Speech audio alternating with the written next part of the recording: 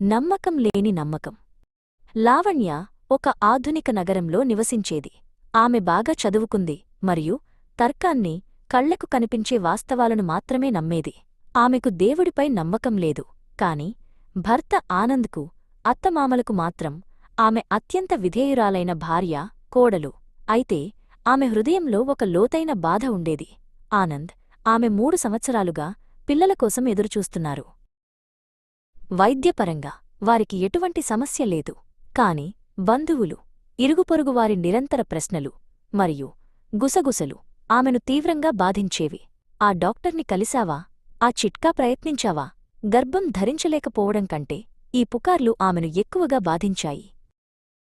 ఈ ఒత్తిడిని భరించలేక లావణ్య కొంత విశ్రాంతి తీసుకోవడానికి తన తల్లి గ్రామానికి వెళ్లాలని నిర్ణయించుకుంది.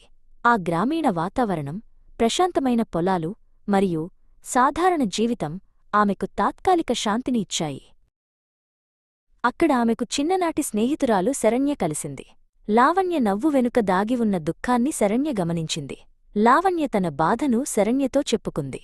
శరణ్య ఓపికగా విని మెల్లగా అంది, లావణ్య, అన్ని ప్రయత్నాలు చేయటంలో తప్పులేదు కదా. మన గ్రామదేవత శ్రీ కనకదుర్గదేవి గురించి మర్చిపోయావా? లావణ్య సంశయించింది. శరణ్య, నా అభిప్రాయాలు నీకు తెలుసు. నేను నమ్మకాన్ని గౌరవిస్తాను. కాని నేను అద్భుతాలు లేదా దేవుళ్లను నమ్మలేను. నేను కేవలం సైన్స్ను మాత్రమే విశ్వసిస్తాను. శరణ్య నవ్వింది. కొన్నిసార్లు హృదయానికి వేరే రకమైన బలం అవసరం. నా స్నేహితురాలా, ఆశను వెతకడంలో నష్టం ఏముంది? లావణ్య శరణ్య మాటలను పరిగణించింది. ఆమె కోరిక యొక్క బరువు ఆమె అపనమ్మకం యొక్క బరువు కంటే ఎక్కువగా ఉంది. మరుసటి రోజు ఉదయం లావణ్య అద్భుతమైన కనకదుర్గ ఆలయం ముందు నిలబడింది. ఆమె శరణ్య సూచనలను అనుసరించి పిల్లల కోసం ఆశీస్సులు కోరుతూ ప్రత్యేక అభిషేకం మరియు పూజలో పాల్గొంది. ఆమె మనసు సందేహాలతో నిండి ఉన్నప్పటికీ ఆమె చేతులు మాత్రం ఆచారాలను చిత్తశుద్ధితో నిర్వహించాయి. ఆమె సూచించిన ఉపవాసాలను కూడా చేపట్టి భక్తితో మంత్రాలను పఠించింది. ఆమెను నడిపించింది విశ్వాసం కాదు, ఒక గాఢమైన కోరిక. ఆమె తన దుఃఖాన్ని, ఆశను తనకు అర్థంకాని శక్తికి అర్పించుకుంటోంది. అద్భుతం కాకపోయినా బలాన్ని ఇవ్వమని వేడుకుంటుంది. లావణ్య ఇంటికి తిరిగివచ్చి ఆ క్రమశిక్షణను కొనసాగించింది. వారాల తర్వాత సాధారణ వైద్య పరీక్ష ఆమెకు షాక్ ఇచ్చే వార్తను అందించింది. ఆమె గర్భవతి. ఆనంద్ కళ్లవెంట నీళ్లు కారుస్తూ ఆమెను కౌగిలించుకున్నాడు.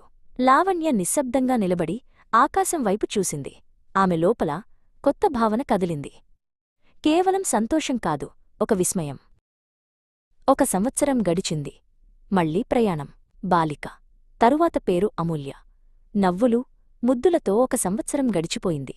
లావణ్య ప్రపంచం పూర్తిగా మారిపోయింది.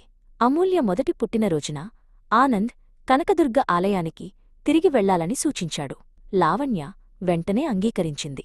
ఆమె హృదయం తర్కానికి అందని కృతజ్ఞతతో నిండిపోయింది. కృతజ్ఞతాభావం, వేడుక. తిరిగి ఆలయానికి చేరుకున్నాక వారు అమూల్య పుట్టినరోజును ఘనంగా నిర్వహించారు. లావణ్య, ఆనంద్ మరియు అమూల్య దేవతకు కృతజ్ఞతలు సమర్పించారు. వారు వందలాది మంది భక్తులకు అన్నదానం చేశారు. లావణ్య అర్థం చేసుకుంది. విశ్వాసం అంటే రుజువును చూడటం కాదు, అది శూన్యాన్ని నింపే దైవిక అనుగ్రహాన్ని అంగీకరించడం, జీవితాన్ని ఒక వేడుకగా మార్చడం.